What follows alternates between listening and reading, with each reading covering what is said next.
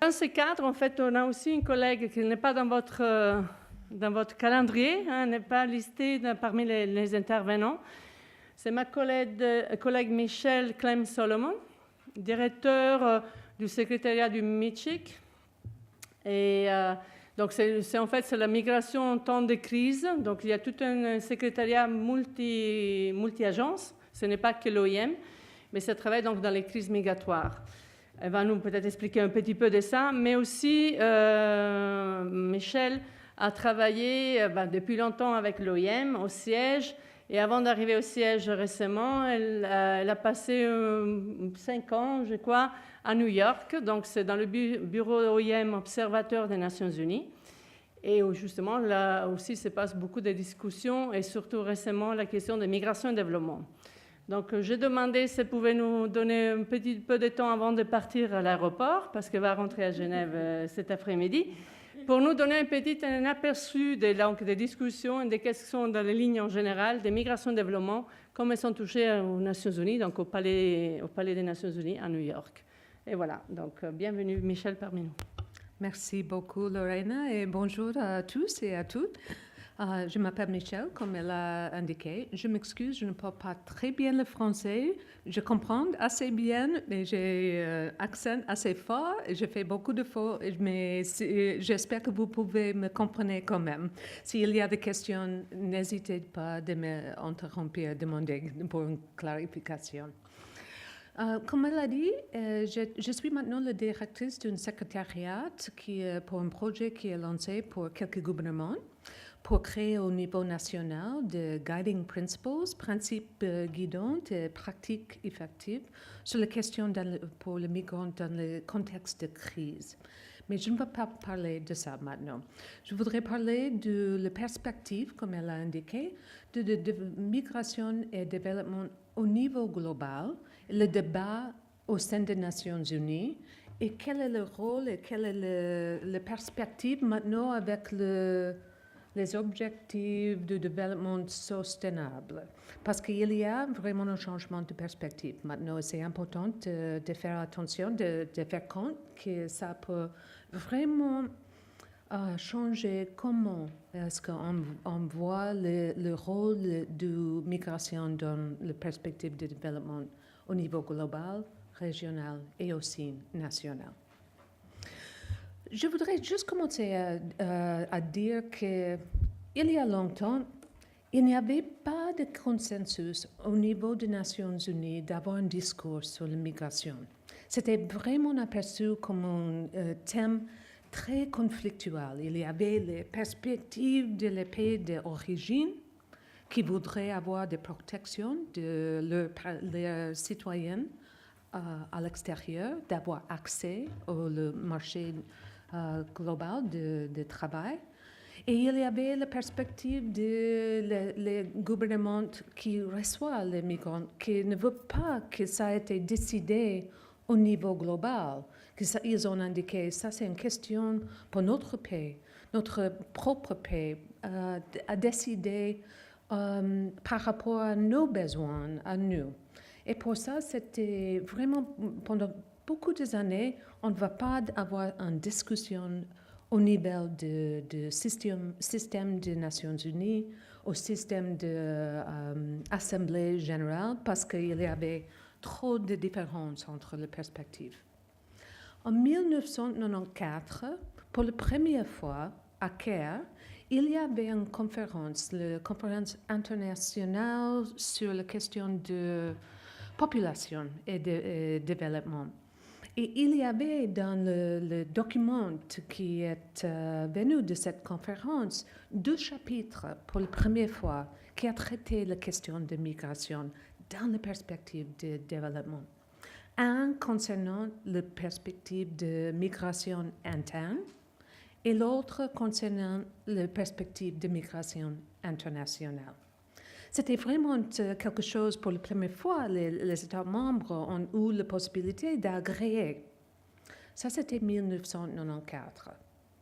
Après ça, chaque 2 années, il y avait des pays, la plupart des pays d'origine, comme le Mexique, comme les Philippines, avec beaucoup de leurs nationaux à l'extérieur, qui ont lancé la question d'avoir une conférence globale sur la migration et de vraiment amener la perspective globale dans les Nations Unies. Et même qu'il y avait cet agrément en 1994, le pays de destination a continué à bloquer ce discours pendant 10 années de plus. Ils ont indiqué non, ce n'est pas une question à décider au niveau global, on voudrait garder notre souveraineté et laisser ça au niveau national. Et peut-être au niveau régional, pour avoir qu'il y a des flux migratoires qui concernent des régions propres, mais peut-être pas au niveau global. En 2006, ça a changé. Pour la première fois, il y avait un débat au niveau global dans l'Assemblée générale concernant la migration et le développement.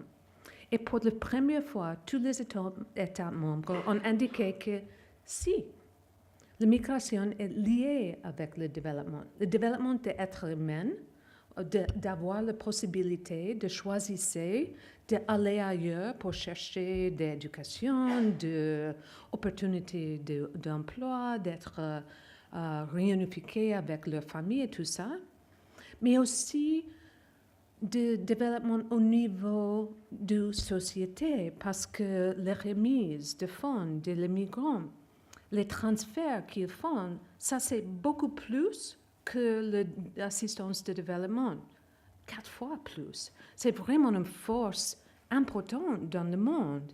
Et même si ça c'est des fonds privés qui appartiennent aux migrants et leurs familles, ça a un impact sur la question du développement au niveau national. Ça crée des investissements, ça relève le manque d'emploi, le manque de santé, d'accès aux santé, d'accès à l'éducation. Ça crée vraiment des opportunités directement liées aux besoins des pays d'origine. Et il faut faire attention que ça, c'est sûr. Et comment est-ce qu'on peut promouvoir les possibilités d'utiliser ça, pas pour les États, mais pour les gens, plupart, de réduire peut-être les frais de transfert, de réduire les risques de transfert et de vraiment créer un système où on a beaucoup plus de circulation des gens, des fonds, d'expertise, de capacités, de leur savoir-faire. Et ça peut créer un cercle positif avec un lien entre migration et développement. En 2006, il y avait cette première discussion. Mais j'ai oublié de dire quelque chose. 2000 était l'adoption du objectif millénaire de développement, MDGs, oui. Personne n'a dit rien du tout concernant la migration. Oui, c'était une déclaration d'avant, mais migration n'a pas de place dans les 8 objectifs de 2000. Maintenant, nous sommes en 2015. Avant de ça, et après le premier dialogue au sein des Nations Unies en 2006, il y avait ce discours avec tous les pays du système des Nations Unies. Mais il y avait quand même cette petite division entre les pays d'origine et les pays de destination. Les pays d'origine voulaient enfin avoir un discours plus substantif, plus régulier, plus concret dans les scènes des Nations Unies, chaque année, chaque ça. Mais le pays de destination continuait à dire c'était OK pour une fois, mais on ne veut pas avoir une continuation. Il faut le faire autrement, dans un système plus informel, parce que la nation, c'est trop politique, c'est trop conflictuel. Et avec ça, on a créé en 2007 quelque chose qui s'appelle le Forum global sur la migration et le développement. Ça, c'est quelque chose qui était hors du système Nations Unies, hors d'aucune institution. C'est lancé par des gouvernements qui veulent pousser ces questions, d'élaborer et approfondir un peu la compréhension de le lien entre migration et développement. Et depuis 2007, chaque année, il y a un pays qui est le hôte de cette grande réunion de presque 1000 personnes. Une fois, c'est un pays de destination, très développé. L'année prochaine, c'est un pays en voie de développement. On change de région. On est juste un mois avant le prochain, qui va être Istanbul. Le gouvernement turc va être l'autre. Mais ça, c'est des discussions informelles d'experts pour vraiment approfondir la compréhension et essayer de créer plus de coopération. Mais il n'y a rien de tout de concret qui vient. Il n'y a pas de fonds, il n'y a pas d'agrément, il n'y a pas de choses concrètes. Mais quand même, ça change la perspective.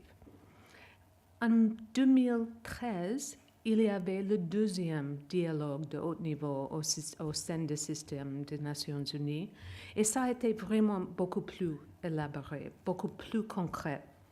Et depuis ça, un des le plus importants outcomes de ça était de vraiment promouvoir l'inclusion de l'immigration dans la nouvelle génération des objectifs de développement mondial, dans l'objectif de développement soutenable qui est en train d'être élaboré maintenant. Et ça va être adopté dans quelques semaine prochaine peut-être, oui, semaine prochaine, au sein des Nations Unies, au niveau de chef d'État. Ça, c'est quelque chose de grand. Et pour la première fois, on a l'immigration dans cette inclusion. Il y a une compréhension que l'immigration est vraiment liée au développement. Ça peut être, comme j'avais dit, un cycle positif, mais ça dépend de la protection de droits, d'avoir accès légal, d'avoir des systèmes qui peuvent vraiment protéger les jeunes et aussi contribuer au développement des pays d'origine et aussi des pays de destination.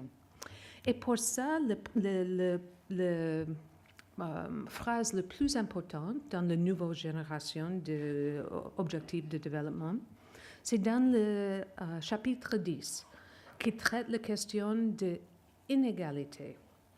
Et il y a un target dans cet objectif qui indique que l'immigration, il faut promouvoir l'immigration sûre, légale, responsable, bien maîtrisée, qui protège les droits des gens, mais qui aussi va dans le flux régulier. Avoir plus de canaux réguliers, mais gérés comme ça. Et avec ça, on va avoir pour la première fois une vraie possibilité d'investir dans tous les pays, de créer des systèmes, de capacité le gouvernement, de capacité tous les gens qui travaillent au-dessus, de vraiment mettre des systèmes en place qui gèrent l'immigration en un contexte légal, qui ouvrent des possibilités pour l'immigration pour travail à plusieurs niveaux, même au niveau très haut qualifié, qui est aussi au niveau moins qualifié, et de vraiment profiter. Ça, c'est l'objectif. Et je sais très bien, et je connais très bien que ça, c'est pas la réalité pour tous. Mais il faut avoir cet objectif. Il faut aller dans le sens d'avoir une migration beaucoup mieux gérée, beaucoup mieux planifiée, beaucoup plus protective des droits des gens. Et j'espère qu'après cette adoption, dans la semaine prochaine, ça va rentrer au niveau régional, au niveau national, à voir comment est-ce qu'on peut mettre dans les perspectives nationales de développement cette question. Je sais, j'étais vraiment liée avec la création de le pilote ici pour intégrer l'immigration dans le plan national de Tunisie de développement. Ça, c'est tellement important parce que ça peut créer des bénéfices pour tout si c'est planifié, légal et comme choix. Mais ça peut vraiment détruire le développement au niveau d'être humain et au niveau de société si c'est forcé, s'il y a des abus, des exploitations pendant les circonstances. Il faut vraiment le planifier et de maîtriser. Je vais arrêter ici et dire je suis ouverte pour des questions, de commentaires et j'espère que ça a donné un peu plus de contexte que dans votre discussion ici. Merci pour m'avoir donné quelques minutes. Je crois que vous n'avez pas... vous avez raison d'être un peu cynique sur ces questions, mais je crois qu'il y a des pays qui sont vraiment fixés sur la question que la compréhension qu'il y a vraiment un lien positif et ce n'est pas juste une question de créer de manière de mettre les gens au son pays d'origine, mais qu'il faut chercher dans le monde entier. Nous habitons dans un monde maintenant globalisé, où il y a le transfert plus libre de fonds, de capitaux, de services, de tout ça. Mais la chose qui ne bouge pas, c'est la question des êtres humains. Et ce n'est pas qu'une question de leur travail, mais les êtres humains comme êtres humains. Et nous n'avons pas abordé concrètement comme une communauté internationale comment est-ce qu'on va vraiment avoir un système pour faciliter la possibilité de mouvement, en même temps de maîtriser comment est-ce que ça impacte la cohésion sociale, comment est-ce qu'on va fixer, parce qu'on habite pour le bien ou pour le mieux dans un système où il y a comment on dit borders? Frontières. Il y a les frontières. Et ça ne va pas changer tout de suite. Mais il y aura des pays, différents destins. Et comment est-ce qu'on peut changer un peu, d'avoir beaucoup plus de circulation des gens, mais d'une manière sécure, une manière sans exploitation. Et je crois que ça, c'est un vrai défi, Mais il faut avoir des rêves. Il faut vraiment voir la vision. Maintenant, dans le monde, il n'y a que 3% de le monde qui sont des migrantes internationales. Que 3%. La plupart des gens veulent avoir ces opportunités à leur propre pays. Mais quand il y a un manque d'opportunités, d'éducation, de travail, de tout ça, c'est normal pour les gens d'essayer de trouver la manière d'apporter leur famille autrement et ailleurs. Il faut changer cette perspective. Et je crois qu'il y a des raisons pour avoir un peu de cynicisme, mais aussi en même temps d'avoir une vraie perspective de vision réelle. Concernant la question de comment est-ce qu'on peut vraiment mettre en ordre, opérationnaliser ces idées, il y a des choses concrètes qu'on peut faire. Il faut vraiment, juste sur la question de transfert de fonds, il y avait un grand changement dans les dernières 10 années, avec beaucoup plus des endroits de tout ça qui participent. Le frais pour le transport a vraiment baissé. Il y a la question de contrôle de sécurité et tout ça, mais si on peut vraiment créer une diminution de ces frais, ça va vraiment donner plus aux gens directement. Même avec la question de recrutement, Parce que maintenant, il y a de middlemen, comment on dit ça, d'intervenants intermédiaires qui prennent beaucoup de fonds et qui offrent et promettent des choses qu'ils ne peuvent pas livrer. De temps en temps, ils jouent un rôle important, mais il y a beaucoup d'entre eux qui ne sont pas corrects. Il faut vraiment régler ça. Et ça, c'est possible au niveau national avec les régulations, avec les lois et tout ça. Il y a des manières de faire. Il y a de beaucoup de bonnes expériences. Mais au niveau d'ouvrir l'opportunité pour la migration légale et pour le travail à beaucoup de niveaux, je crois que la perspective démographique, ça a beaucoup à faire avec ça. Je crois qu'il faut avoir une perspective comme Angela Merkel a indiqué les semaines dernières. Elle a vraiment lancé un débat avec beaucoup de courage. Elle a indiqué que l'Allemagne va avoir besoin de beaucoup plus de jeunes. Ça va être nécessaire, mais c'est que l'Europe. C'est la même chose à Japon, à Corée, à la Russie, mais beaucoup des endroits. La Chine va devenir pays de destination dans les années qui viennent. C'est vraiment, ça change dans la perspective historique assez vite. Et il faut vraiment aborder ces perspectives pour changer. Il y a des choses concrètes qu'on peut faire. Et concernant la dernière question sur le rôle des diasporas, c'est pas que de sources de fonds, non. Et je crois que ça, c'est tellement important d'éviter de voir la diaspora que comme donateur, que comme responsable pour ça. Je crois que les fonds qu'ils transfèrent est moins important que le lien qu'il fait. Le lien de création de réseaux de compréhension, d'échange d'informations, d'investissement, d'apport dans le monde des gens. Et ça, c'est beaucoup plus actif.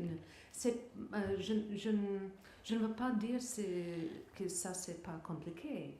Il y a des complications parce que ça dépend de raisons pour lesquelles ils sont de diaspora. De temps en temps, il a un rôle politique dans le pays d'origine parce qu'il était un ancien régime ou d'opposition concernant la perspective.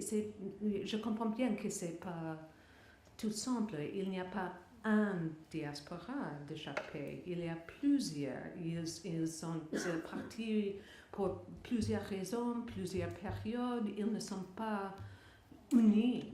Mais ils ont beaucoup plus à offrir que seulement la question de fond. Merci. J'espère que j'avais fait justice à vos questions. Alors, j'enchaîne directement sur les questions de l'utilisation des transferts de fonds, l'optimisation des transferts de fonds pour le cas de la Tunisie.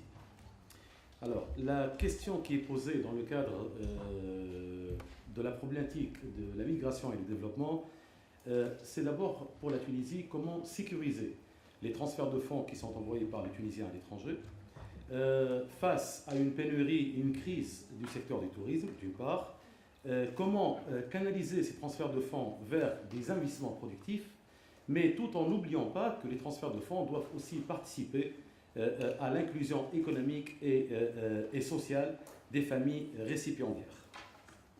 Alors, dans l'agenda de ma communication aujourd'hui, nous allons entamer 8 points. D'abord, très rapidement, le profil et les déterminants structurels de la migration internationale en Tunisie, l'évolution des transferts de fonds comme source de financement, la logique des acteurs et l'analyse des marchés formels en Tunisie, aussi bien les marchés formels que les marchés informels parallèles, quels sont les produits bancaires et non bancaires qui s'offrent à ces transferts de fonds. Y a-t-il un impact positif ou non sur l'inclusion? Vous allez voir que c'est un impact purement négatif, contrairement au Maroc.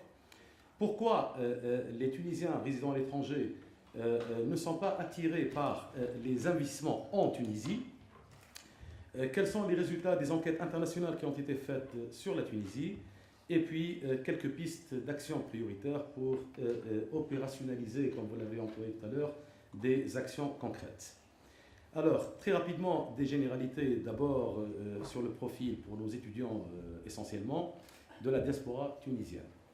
Nous avons un peu plus de 1 200 000 personnes qui vivent à l'étranger, qui représentent 11,3% de la population tunisienne selon le dernier recensement de la population de 2014. 84% des Tunisiens résidant à l'étranger sont en Europe, contre 1 200 000 en 2011. La France est le principal pays d'accueil des Tunisiens résidant à l'étranger, avec une colonie qui atteint presque 670 000 personnes, soit près de 55% quand même de l'ensemble des migrants tunisiens.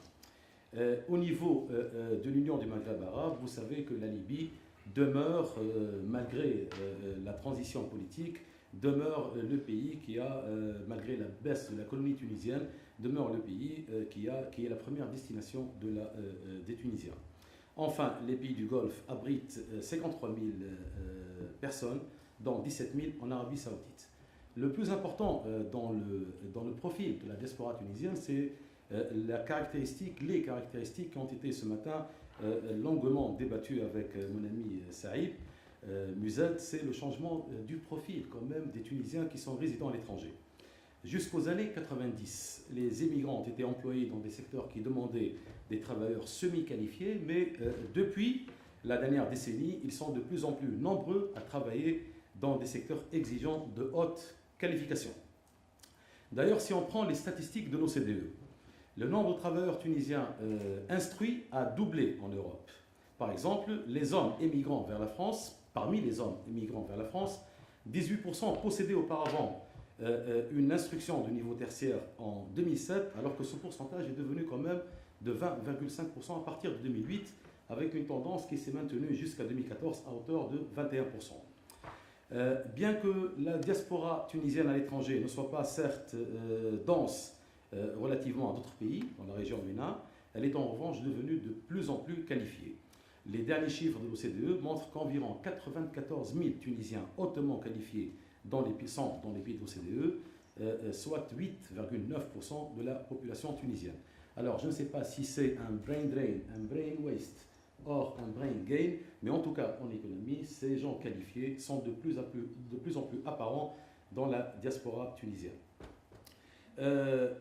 Ces gens qualifiés, cette diaspora qualifiée, est composée justement d'une part croissante de personnes qui ne sont pas nées en Tunisie, et d'une majeure partie de binationaux qui peuvent contribuer à la relance économique en termes de transfert de compétences, de savoir-faire et d'expertise.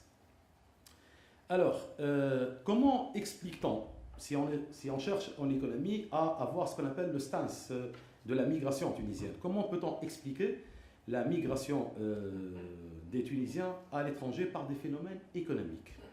Eh bien, les phénomènes migratoires sont largement connectés aux facteurs économiques structurels que vous connaissez tous. Tout d'abord, les facteurs qui sont relatifs aux faibles facteurs d'inclusion par rapport aux pays d'accueil. Si nous regardons les flux des migrants tunisiens, que ce soit les migrations internationales, vous allez voir un graphique après, ou bien les migrations internes, nous allons voir que les origines, les zones de départ des migrants tunisiens est intimement liée à la polarisation de leur région d'origine. Plus de 64% des migrants sont issus des régions rurales et ou polarisées, dans lesquelles la pauvreté, le taux de pauvreté, que ce soit pauvreté monétaire ou la pauvreté multidimensionnelle, est la plus élevée. Cette pauvreté est liée aussi aux questions de chômage et de niveau d'activité. Globalement, au sens de l'indice, ce qu'on appelle l'indice de Gini, les inégalités régionales en Tunisie, même aujourd'hui, demeurent très élevées. Regardons bien ce graphique qui représente les disparités régionales pauvreté-chômage.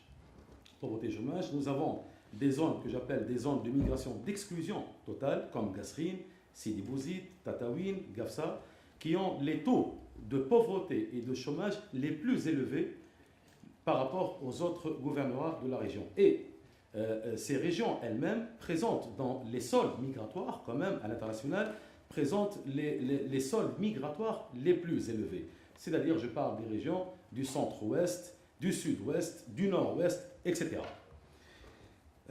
Les soldes migratoires, si on regarde, si on compare aussi les soldes migratoires par gouvernorat, le tableau de gauche et le tableau de droite, on remarque que les mêmes phénomènes de migration interne, de migration interrégionale et de migration intergouvernorat sont les mêmes qu'on retrouve dans les migrations internationales. Par exemple, le Grand Tunis Ariana Benarous, par exemple, accapare par exemple 46,3% des migrations internes. Et les zones de sortie les plus marquantes sont les zones, par exemple, du nord-ouest, comme Siliana, comme Jendouba, du centre-ouest et du sud-ouest. La deuxième idée, c'est de montrer que la migration, qui est aussi liée à des facteurs structurels, sera toujours comment dirais-je, tributaire de la faible capacité en Tunisie de création d'emplois.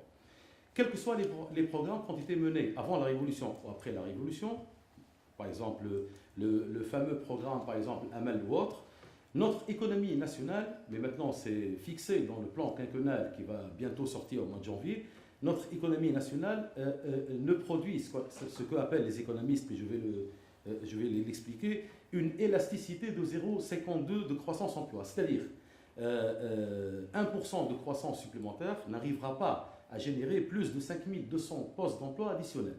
C'est-à-dire la capacité annuelle moyenne de création d'emplois additionnels en Tunisie est de l'ordre de 65 875 postes d'emploi additionnels pour une demande de primo-demandeurs d'emploi annuels de 90 000.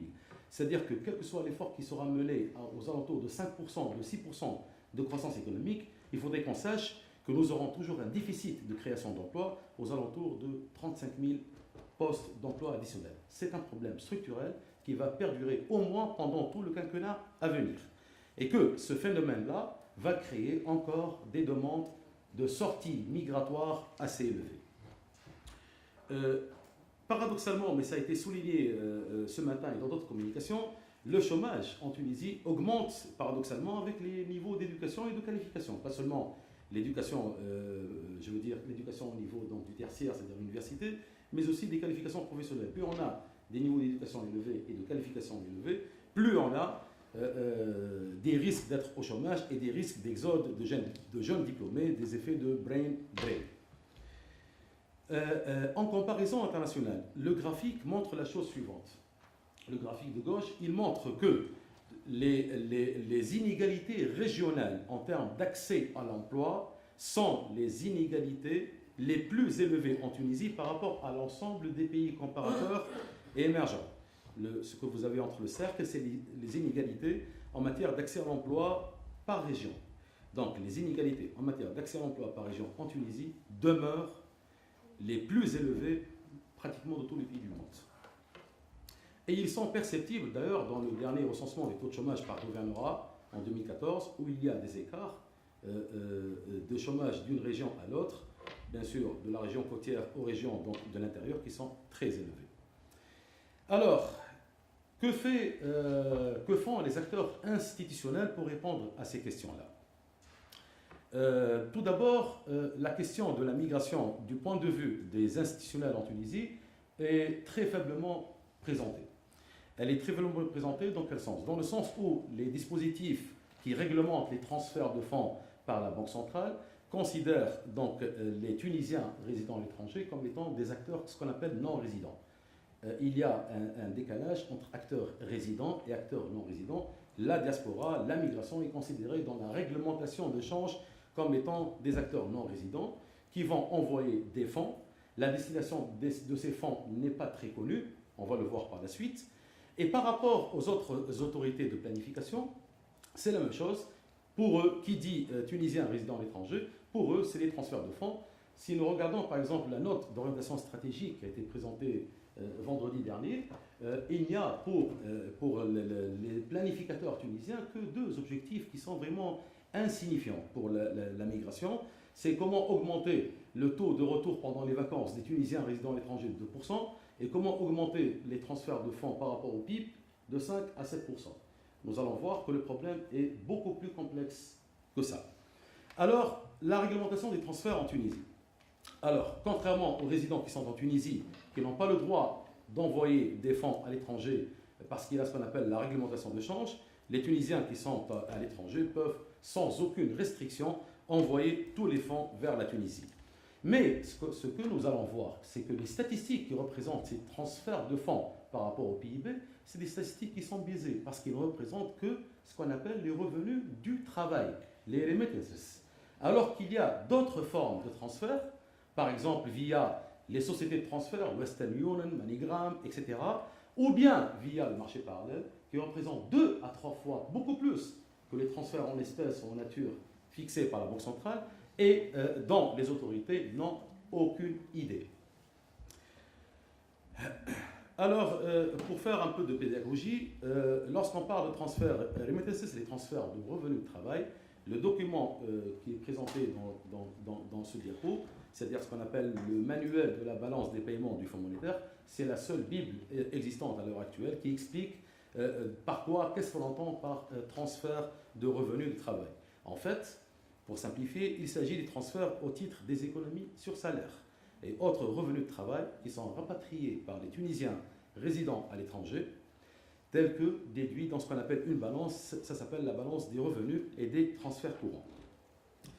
Alors, en comparaison, qu'est-ce qu'on remarque? On remarque que ces transferts de revenus de travail, dans la balance des paiements tunisienne, c'est-à-dire les remittances, sont beaucoup plus élevés que les investissements directs étrangers, sont beaucoup plus élevés que les dons et aides publiques au développement, d'une part.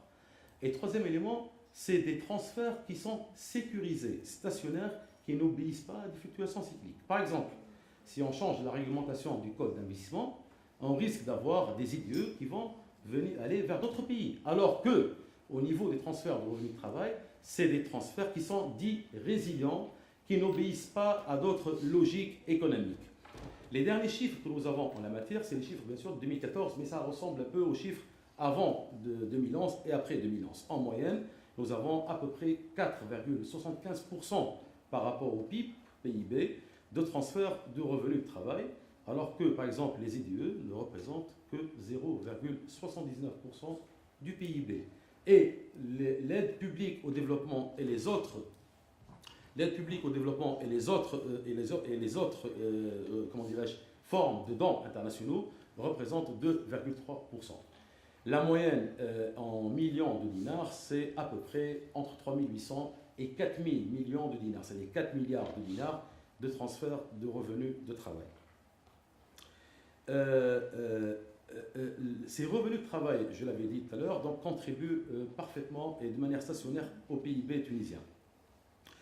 Ça demeure aussi, mais pas seulement cela, ça demeure aussi une source fondamentale du financement du déficit commercial et du déficit courant de l'économie tunisienne. Figurez-vous, ça contribue à notre déficit commercial à hauteur de 38,2%. Et je ne parle ici que des transferts officiels. Des transferts officiels qui sont comptabilisés tous les jours par la balance des paiements, par les statistiques de balance des paiements au niveau de la Banque centrale. Ça représente aussi 32% des réserves en devises détenues par la Banque centrale à fin 2014.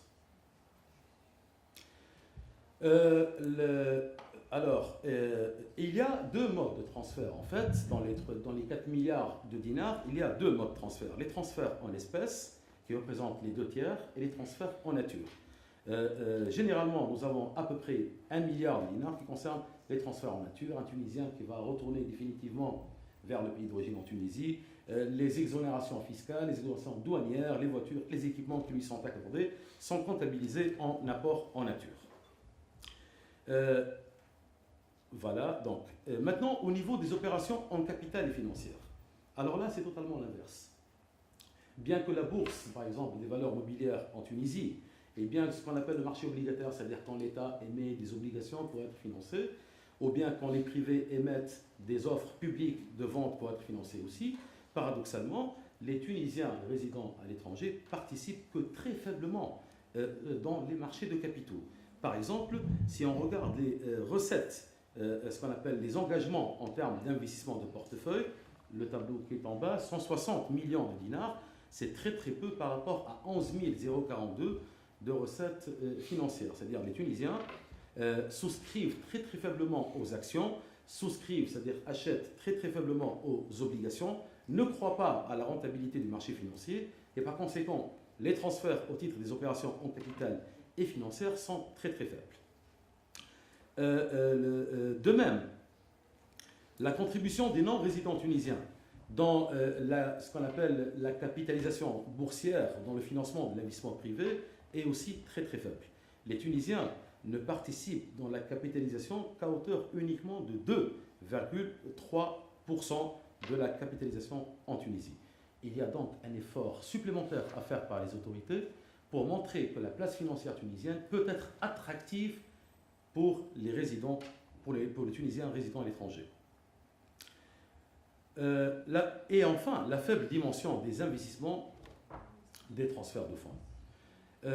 Si nous prenons les moyennes 2009-2013, qu'est-ce que nous remarquons? Nous remarquons que les transferts de revenus de travail auraient pu représenter un potentiel moyen de 25,6% de l'épargne nationale, 4,65% du PIB et 38,6% du déficit commercial. Cependant, les vrais investissements effectifs, les réalisations effectives d'investissement n'ont jamais dépassé 2,25% en moyenne des transferts de revenus, contre 17,8% consacrés aux acquisitions immobilières et près de 80% en guise de couverture des dépenses courantes, consommation, scolarisation, soins, etc. L'idée d'utiliser les transferts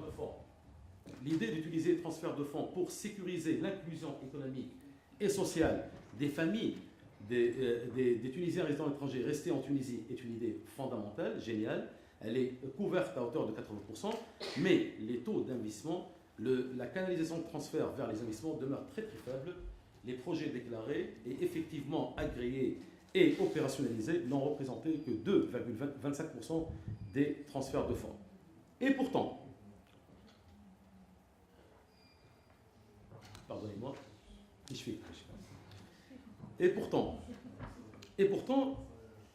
nous avons ici recoupé deux informations complémentaires. Alors, dans ce tableau, il y a un autre tableau après, nous avons recensé les projets qui ont été déposés par les Tunisiens résidant à l'étranger, les projets qui ont été déclarés uniquement à l'API, à l'APIA, aux autres agences, les projets qui ont été approuvés et les projets qui ont effectivement démarré. Qu'est-ce qu'on remarque? On remarque qu'il y a des Tunisiens qui ont déposé des projets prometteurs dans des zones de développement régionaux, dans des zones défavorisées, par exemple dans des activités de services dans les régions du centre-ouest, Kérouan, Gasserine, Sidi Bouzid, sud-est, Gebs, Medine, Tataouine, dans des activités agricoles prometteurs dans les régions, par exemple, du centre-ouest, Qarouane et nord-ouest, Beja Jadouba, et pourtant, ces projets-là n'ont pas été approuvés par les instances de régulation régionale. Cela pose des questions sur l'effectivité des réformes, cela pose des questions sur les obstacles qui s'opposent à la mise en œuvre effective des projets d'investissement. L'ensemble de ces données sur lesquelles, depuis tout à l'heure, on est en train de parler, qui sont les données officielles, sont confrontées par rapport aux 2/3 de transferts de fonds qui ne sont pas comptabilisés et dont on estime qu'ils sont à peu près le double ou le triple. C'est-à-dire les transferts qui ne sont pas comptabilisés dans les balances de paiement. Les transferts qui ne concernent pas les envois d'argent formels, mais qui sont effectués par des opérateurs privés, ou, a posteriori, qui sont effectués sur les marchés parallèles. Par rapport aux opérateurs privés, par exemple, les différents, par exemple mandats postaux, ou les différents transferts d'espèce à espèce ou de compte à espèce, notre problème à nous, et madame qui était là tout à l'heure, donc l'avait rappelé, notre problème à nous de la tarification et des tarifs qui sont élevés de ces transferts, c'est le fait que les sociétés de transfert de fonds ont l'exclusivité en Tunisie. Le Maroc, je vous rappelle, qu'il a depuis longtemps enlevé l'exclusivité, par exemple, des sociétés de transfert Western Union, MoneyGram, etc. C'est pour ça que les coûts de transfert vers le Maroc sont beaucoup plus faibles que les coûts de transfert vers la Tunisie, parce que les sociétés de transfert de fonds en Tunisie ont encore l'exclusivité pour cela, la quasi-exclusivité pour cela. Si nous confrontons aussi le nombre de mandats postaux envoyés toute l'année par les Tunisiens résidant à l'étranger et les montants qui sont envoyés, qu'est-ce qu'on remarque? Ce qui est important ici, c'est qu'on remarque que plus que le montant moyen des transferts, en moyenne 600 dinars par mois, c'est la nature de la rotation. Le nombre est beaucoup plus faible dans les régions polarisées, encore une fois, que dans les régions côtières. Par exemple, nous n'avons ici, par exemple, regardez, nous n'avons ici que uniquement 20 mandats, par exemple, dans la région de Siliana, 22 mandats dans la région de Béja, 23 mandats dans la région de Sidi Bouzid. C'est-à-dire, encore une fois, les Tunisiens résidant à l'étranger issus de régions polarisées, c'est les Tunisiens qui sont aussi les moins aisés à l'étranger et qui envoient donc, les rotations sont beaucoup plus faibles, qui sont envoyées à leur famille. Cela veut dire quoi? Pour ne pas précipiter les conclusions, cela veut dire que les transferts de fonds, bien qu'à 80% sont destinés à l'inclusion économique, aux dépenses courantes, de santé, de scolarisation ou autres, on craint très fort que ces transferts de fonds dans les régions polarisées en Tunisie ne participent pas à l'inclusion. Et que par conséquent, il va falloir réfléchir sur un autre modèle de migration et développement dans les régions polarisées, en dehors des questions de transfert de fonds. Alors, quels sont les coûts de transfert? Les coûts de transfert, il y a deux méthodes qui sont utilisées à l'échelle internationale pour calculer les coûts de transfert. Il y a la méthode de la Banque mondiale, qui utilise ce qu'on appelle les corridors de transfert, 226 couloirs de transfert reliant 32 expéditeurs, pays expéditeurs, aux pays concernés, et qui font des calculs de moyenne. Mais la méthode la plus sûre pour avoir les coûts de transfert en Tunisie est la méthode suivante. Examinons un peu ce tableau. Alors, qu'est-ce qu'on remarque? On remarque que si un Tunisien, par exemple, résident en France ou en Allemagne ou autre, qui fait un transfert pour sa famille de son propre compte à un compte de la famille récipiendaire, c'est-à-dire un virement bancaire, le coût moyen de l'opération d'envoi va lui coûter 4% à l'étranger, alors que le coût moyen de l'opération de réception ici même en Tunisie va lui coûter 6,7%. C'est-à-dire qu'il va subir 10,7% de coût moyen estimatif de transfert. C'est pour cela d'ailleurs que tous les Tunisiens qui sont résidents à l'étranger évitent d'envoyer leur argent par des comptes à compte et choisissent soit des comptes à espèces, soit des espèces à espèces ou autres, pour éviter justement de payer des taxes qui sont extrêmement élevées. Si on enlève les virements de compte à compte, le coût moyen est aux alentours de 6,5%. En revanche, ils ne subissent aucun coût de transfert s'ils envoient leur argent par les circuits informels. Et encore, ils gagnent de l'argent, puisque comme vous le savez très bien, le dinar tunisien offre une opportunité d'envoyer vers le marché informel avec la dépréciation continue du dinar tunisien depuis maintenant une dizaine d'années. Donc la généralisation des transferts en espèces par les circuits informels en raison de la politique de dépréciation du taux de change. Par conséquent, les familles récipiendaires en Tunisie n'ont pas accès aux comptes bancaires. Les familles récipiendaires en Tunisie n'ont pas accès à ce qu'on appelle l'inclusion financière. S'ils veulent monter des projets, ils n'ont pas accès au financement par les institutions d'établissement de crédit. Il y a, suite à ça, une faible bancarisation et une faible inclusion financière. Et ceci, contrairement au Maroc, on va le développer par la suite. Par exemple, au Maroc, par exemple, alors, les banques marocaines sont tellement représentées à l'international, à l'étranger, avec 40 filiales quand même ici en Tunisie, ça permet de capter des transferts via des virements bancaires par la diaspora marocaine à l'étranger, et ça fait que les dépôts des transferts dans les dépôts bancaires représentent un taux quand même exorbitant de 40%. Alors que nous, ici en Tunisie, la part des transferts dans les dépôts bancaires n'a jamais dépassé les 4%. Ce qui est vraiment très très peu. Alors, que reproche maintenant, d'une manière générale, la diaspora tunisienne concernant le climat d'investissement? Il reproche les mêmes reproches que nous reprochons nous-mêmes à l'économie tunisienne, c'est-à-dire les faiblesses de notre climat des affaires, les faiblesses de nos facteurs de compétitivité, les faiblesses de la qualité des institutions et des modes de gouvernance, tous les aspects que nous connaissons, les obstacles à la liberté économique, et essentiellement, il nous reproche la lourdeur du système fiscal. C'est-à-dire qu'avant de parler de transfert de fonds et investissements, il faudrait d'abord que l'économie tunisienne lève ce qu'on appelle les obstacles majeurs à la libre initiative privée, les obstacles majeurs à l'investissement, pour parler par la suite de transfert de fonds. Il y a eu des enquêtes internationales. Je pense que la meilleure enquête actualisée est celle que vous allez écouter demain par la Banque mondiale, c'est l'enquête IMENA. Elle ajoute aussi d'autres facteurs d'insatisfaction des Tunisiens résidant à l'étranger, et parmi lesquels 4 grands facteurs. Ils sont extrêmement méfiants et insatisfaits des administrations publiques et des institutions nationales. Ils ont des déficits d'information et de communication. Ils considèrent que le cadre actuel de l'entrepreneuriat ne les incite pas à créer des entreprises, et ils croient que leurs projets qui sont porteurs d'innovation peinent à trouver des financements. Et d'ailleurs, sur la question des financements, la Tunisie a ce qu'on appelle, le terme technique facile, le taux de collatéral le plus élevé. C'est-à-dire que si une banque vous octroie un crédit pour un projet, elle prend comme garantie l'équivalent de 180% du coût du projet. C'est-à-dire il y a ce qu'on appelle une sur-garantie du projet, le sur-collatéral.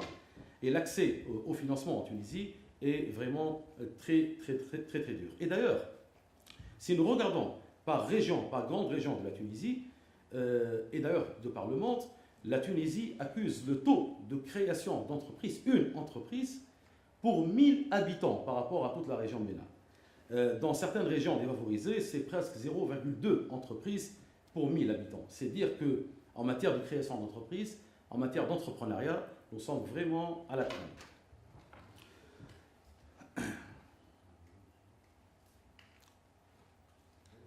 Donc nous avons parlé, voilà, pour la Tunisie, le Maroc, l'Égypte, nous avons les taux de garantie les plus élevés, les problèmes d'accès au financement, etc. Alors, quelles sont les initiatives internationales si on veut explorer quelques pistes d'action prioritaires? Alors, les initiatives internationales. Alors, tout d'abord, au niveau du référentiel international, il y a des référentiels modèles, des expériences comparées de certains pays d'Asie, la Chine, la Corée et l'Inde, l'Amérique latine, Chili, bien sûr, Europe du Nord, Irlande, qui ont montré que les apports de la diaspora peuvent contribuer de manière significative à transformer les économies nationales. Par quoi? Par de nouvelles initiatives de pilotage, par des batteries exhaustives de politique, par des structures administratives qui sont dédiées, par la mobilisation des ressources via l'expertise, l'esprit d'entreprise, etc., et les réseaux professionnels, et surtout par des produits qui sont opérationnels. On parlait tout à l'heure de la traduction opérationnelle. Par exemple, des pays ont exploré et ont réussi à ce qu'on appelle des instruments de garantie des investissements de la diaspora. L'idée est la suivante. Pourquoi en Tunisie nous avons trop de retard? Parce que nous sommes enclins de lier les questions de l'investissement de la diaspora aux politiques de retour. Il va falloir dissocier les incitations à la politique de retour des Tunisiens par rapport à un cadre particulier d'investissement de la diaspora. Par exemple, il y a des produits qui ont été explorés et qui ont réussi, par exemple, les émissions d'obligations internationales diaspora, ce qu'on appelle les diaspora bonds, qui ont réussi un peu partout dans ces pays-là. 3 points aussi doivent être soulignés. L'OIM, en partenariat avec le ministère des Affaires sociales, est en train de mener un projet triannuel sur Mainstreaming Migration Project. Il y a un groupe thématique sur l'investissement et la migration. Pour la première fois, après les OMD, les objectifs de développement durable ont intégré dans l'objectif 10, mais ça a été dit tout à l'heure, la question de migration et de développement, pour réduire, dans l'objectif est de réduire à moins de 3% les coûts de transaction de transfert et d'éliminer les corridors plus élevés que 5%. Il y a un autre projet initié par la CEA et l'ESCOA qui concerne le projet de renforcement des capacités pour l'utilisation des transferts de fonds dans le développement en Afrique du Nord, dans lequel participent l'Algérie, le Maroc, la Jordanie et la Tunisie. Alors, les recommandations spécifiques. Il faudrait tout d'abord, pour le cas de la Tunisie, avoir une tarification bancaire préférentielle et concurrentielle dans toutes les banques de la place pour les transferts de fonds. C'est la seule manière d'attirer les transferts de compte à compte ou de compte en espèces via les circuits formels. Il faudrait donner la priorité aux dispositifs législatifs pour faciliter la baisse des taxes sur les transferts de migrants. Il y a une loi qui est sortie au mois de mars 2014, c'est la loi 2014-1039, qui s'appelle le Small Business Act. C'est-à-dire qui permet, avant de passer à la loi attendue du partenariat public-privé, et de passer des contrats entre l'administration, entre l'État, le secteur public et certaines PME. Pourquoi ne pas élargir cette loi de Small Business Act aux projets initiés entre l'État et la diaspora? La deuxième recommandation spécifique, c'est au niveau du renforcement des capacités.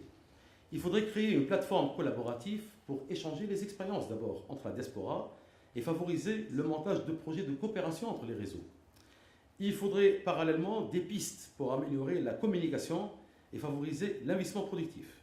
Il faudrait aussi, et nous avons un vide total sur ce sujet-là, il faudrait saisir les profils des porteurs de projets et leur attentes en matière de création d'entreprises. Et il faudrait en parallèle consolider un bon projet qui existe déjà, c'est-à-dire le projet du guichet unique, articulation entre l'OTE et l'Agence de promotion des investissements extérieurs. Les recommandations spécifiques numéro 3, comment mobiliser l'entrepreneuriat par le développement du secteur privé. Alors, dans la réforme actuelle du Code de l'investissement, la proposition que nous proposons aujourd'hui, c'est de dissocier les incitations à l'entrepreneuriat et à l'investissement de la diaspora du dispositif actuel des politiques de retour. Parce que dans le projet qui existe aujourd'hui, on a l'impression toujours qu'on a gardé les mêmes formes. Cadre incitatif, cadre fiscal, qu'il s'agit de sociétés offshore, de Tunisiens résidant en Tunisie ou de Tunisiens résidant à l'étranger, alors qu'il faudrait un cadre d'investissement qui est spécifique à la diaspora tunisienne, qui n'a rien à voir avec le code d'investissement actuel. Il faudrait aussi améliorer l'environnement réglementaire de l'investissement privé, réduire la lourdeur du système fiscal, réduire le manque d'efficacité dans la réglementation du marché de travail. Il faudrait recentrer les investissements de la diaspora vers les secteurs innovants. Et enfin, et ça a été donc souligné ce matin, il faudrait aussi les aider à investir, mais en luttant nous-mêmes contre le marché informel. Lequel marché informel? Figurez-vous qu'en 2014, il accapare 40 et quelques % du PIB, 53,5% de la main-d'œuvre, contre 35,6% en 2012. Et les dernières statistiques ont montré que l'État tunisien, l'administration fiscale, a perdu rien qu'en 2014 1300 milliards de dinars à cause des déclarations, du manque de déclarations douanières. Le niveau de recommandation spécifique 4, c'est aussi de relever la qualité de l'intervention du système financier. Par exemple, pourquoi pas la Poste tunisienne?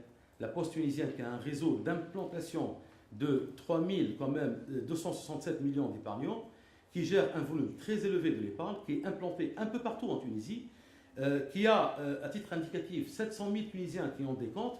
Pourquoi ne pas la transformer, par exemple, en banque postale, comme ce fut le cas au Maroc, qui s'occuperait, bien sûr, d'avoir des comptes de transfert de Tunisiens à l'étranger vers leur famille d'origine. Merci pour votre attention et merci beaucoup.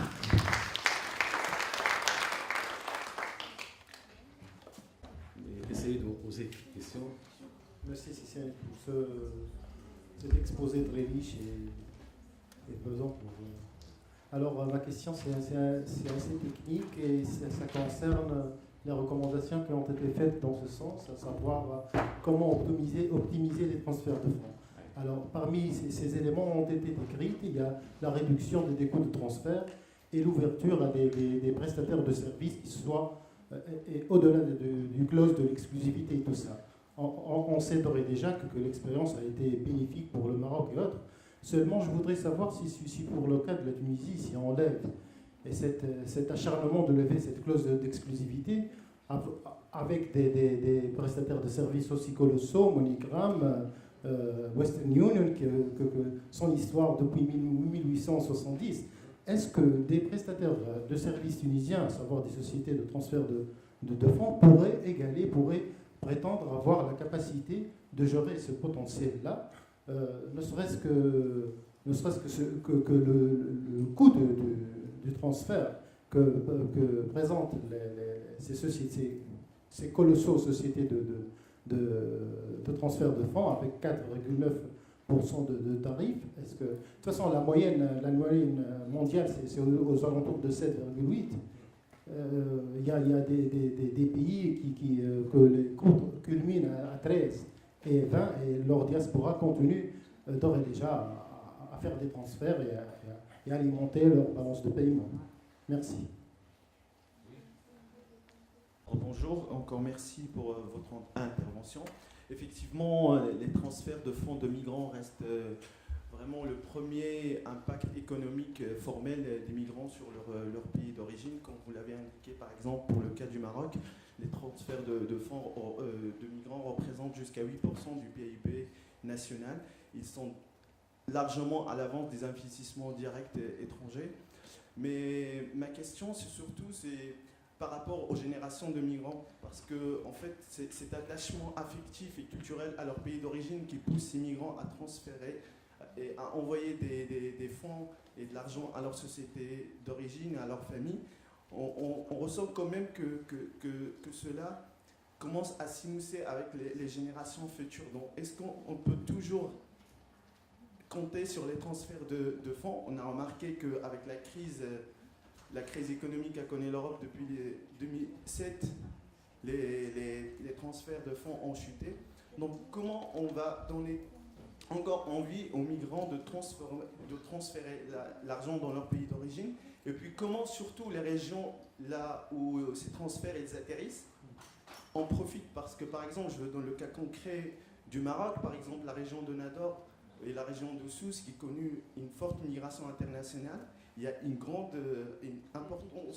important taux de transfert d'argent, mais ces régions-là, ils n'en profitent pas. C'est plutôt d'autres régions, par exemple l'axe de Knitra et Casablanca qui en profitent. Voilà, merci. Vous avez dit, ça m'a beaucoup intéressé la comparaison maroco-tunisienne, parce qu'a priori, c'est des pays qui pourraient être à peu près à un niveau de transfert comparable. Moi, je ferai un simple témoignage. Quand on prend le paysage urbain marseillais, bon, Marseille, c'est une grande ville d'immigration, c'est que la présence du système bancaire marocain est extrêmement dynamique, ne serait-ce que visuellement parlant. La banque Shahabi, la banque Wafa sont des agences qui ont été modernisées, qui sont attrayantes, dans lesquelles on a envie de rentrer. La banque tunisienne, je crois que c'est la BNT, on a l'impression d'une banque des années 50. C'est tout juste si on se demande s'il ne faut pas sortir les billets de l'indépendance pour pouvoir y rentrer. Donc ça. Deuxièmement, je voulais avoir une information. Concernant le système marocain, ce que je savais, c'est que d'abord c'est un système qui effectivement était à la fois libéral et étatique, mais qui a tout de suite introduit la donnée libérale, mais avec un fonctionnement important, c'est que les attachés bancaires étaient liés au consulat du Maroc jusqu'à une certaine période, jusqu'à il y a à peu près 5 ou 10 ans, et qu'ils étaient à la fois dans une logique libérale de démarchage sur des régions entières pour aller voir les immigrés et leur faire des comptes. Bon, c'est-à-dire que, par exemple, quelqu'un qui était responsable de la région Strasbourg, il couvrait une région de Strasbourg à Évian, et chaque semaine, il allait dans chaque famille. Bon, donc, ce qui était une sorte de couplage entre la référence officielle au consulat et la référence à un système bancaire semi-libéral, la banque Shahabi ou la banque Wafa. Est-ce que ce système a existé pour la Tunisie? Est-ce qu'on a eu auprès des consulats est-ce qu'il faut dire parce que c'est des employés de banque, mais qui avaient quand même un statut de plaque consulaire, qui allaient comme ça dans les familles pour tenter de faire ouvrir des comptes. Je sais que le système marocain a été très efficace pendant la période de Hassan II, qui s'est libéralisé dans la période de Mohamed VI, ou la fin de Mohamed VI, mais qui est resté efficace, mais d'une point de vue plus libéral. J'ai pas l'impression que côté tunisien, ça s'est fait, parce que la Tunisie a une politique sociale, a une politique de sécuritaire et sociale de sa communauté, et peut-être a plus oublié sa politique bancaire. Donc je dirais que la critique qu'on peut faire de l'absence de dynamisme bancaire des banques tunisiennes dans l'émigration vient du fait que c'était plus un État social qu'un État libéral qui cherchait à avoir des placements. Voilà, c'est peut-être une hypothèse que je ferai pour expliquer ce caractère extrêmement vétuste de la présence, de la visibilité bancaire tunisienne. Vous allez à Marseille, forte présence bancaire marocaine, banque moderne, et vous voyez la pauvre banque tunisienne, pas loin du consulat. Vous avez l'impression que si vous mettez votre carte bleue, elle va l'avaler, il ne va jamais vous la rendre. Moi, j'aurais peut-être deux petits commentaires et une question beaucoup plus précise. Parce que derrière cette thématique de transfert, que j'ai eu à travailler quand même une bonne dizaine d'années là-dessus, un regard de sociologue, non pas de regard d'économiste, c'est ce regard croisé qui me semble intéressant. Toi, tu regardes du côté des sommes d'argent qui arrivent. Moi, je me suis posé la question, mais qui transfère? Est-ce qu'on connaît les remiseurs, ce que j'appelle moi ceux qui font les remises? Alors, cet aspect sociologique me semble quand même paradoxal. Quand je regarde, c'est l'une des questions qu'on a posées lorsqu'on a travaillé sur le retour, lorsque moi aussi j'ai interrogé les personnes qui optent pour les transferts. L'un des premiers éléments, premier de résultat fort, c'est que ce n'est pas tous les migrants qui procèdent aux remises, qui procèdent au transfert. Et dans les trois pays, pratiquement, on arrive à un même taux. Environ 40 à 45% qui utilisent les canaux formels pour effectuer des transferts. Deuxième caractéristique qui m'a semblé intéressante, c'est que le profil des travailleurs des trois pays se ressemble en termes de catégories socio-professionnelles. Qu'est-ce qui fait alors, si on a les mêmes catégories socio-professionnelles, on a un taux plus ou moins identique, qu'est-ce qui fait qu'il y a une différence en termes de montant?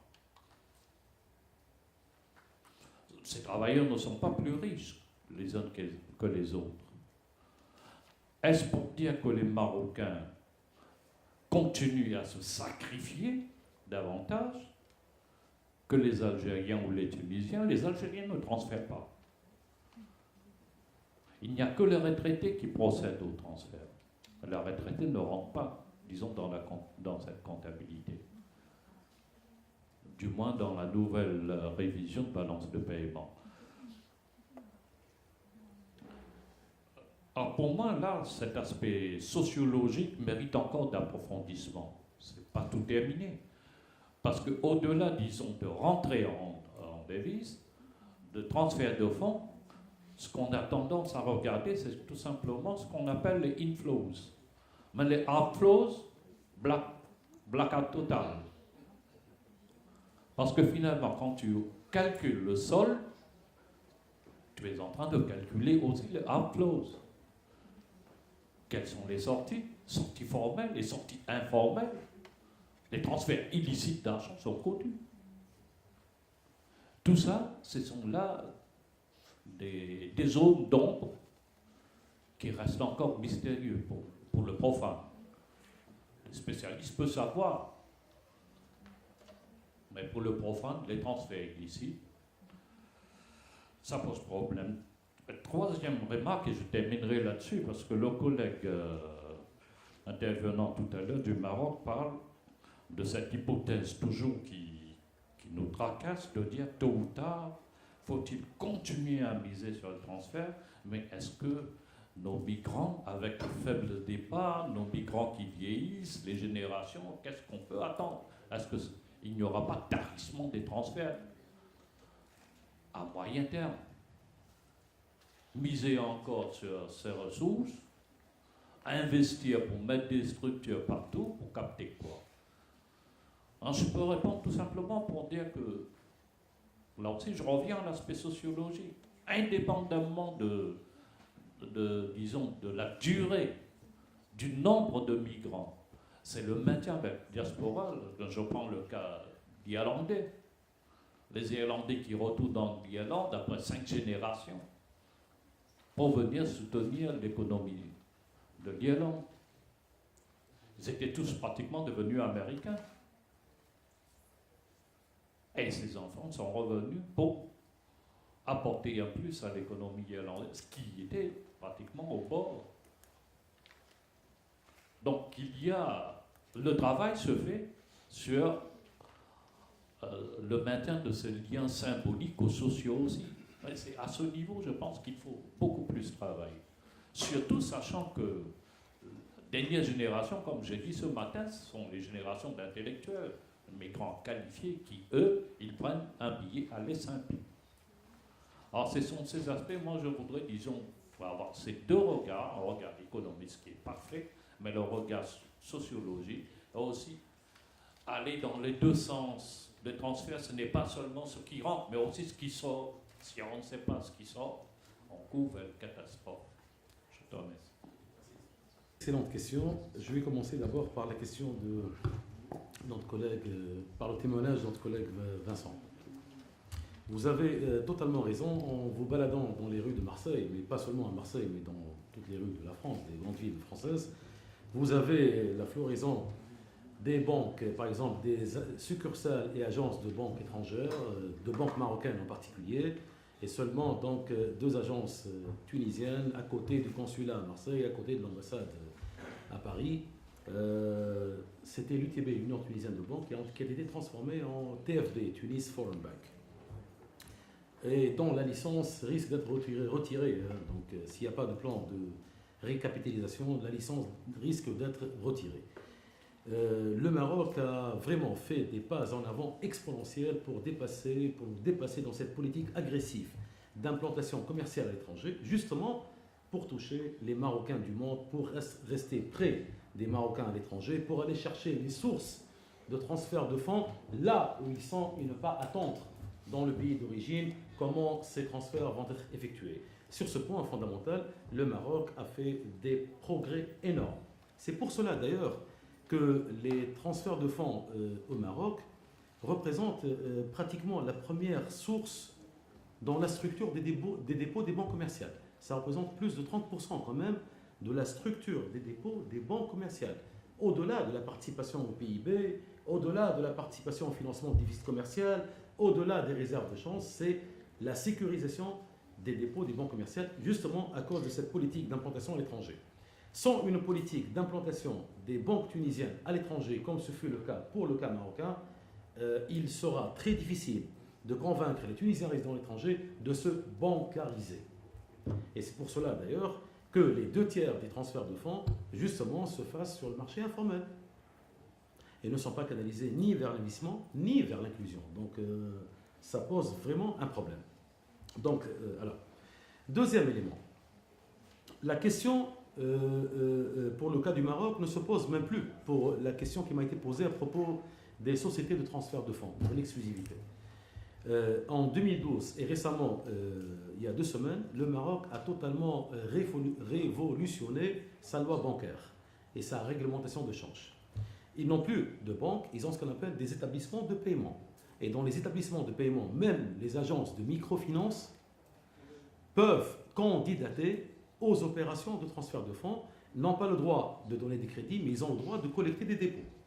Donc par conséquent, alors, et tout dernièrement, l'État marocain a autorisé les résidents marocains au Maroc d'avoir la possibilité d'ouvrir, s'ils veulent, des comptes en devises. Donc la question du marché parallèle marocain ne se pose plus. C'est pour cela que les transferts de fonds sont totalement canalisés vers le circuit officiel. Nous, en Tunisie, nous avons toujours cette exclusivité des sociétés de transfert qui fait en sorte que nous payons doublement des taxes. Et c'est un problème donc qu'il va falloir aussi résoudre pour réduire les coûts de transfert selon les objectifs de développement durable. Pour Saïb, en fait, les chiffres qui sont donnés dans la balance des paiements, par exemple les 4000, en fait, ce ne sont pas ni entrées ni sorties, c'est le solde. C'est le solde. Donc, c'est les entrées nettes des sorties. Des sorties de revenus de travail, par exemple, pour des étrangers qui travaillent en Tunisie, dans des filiales, dans des multinationales, etc. Ça, c'est le solde.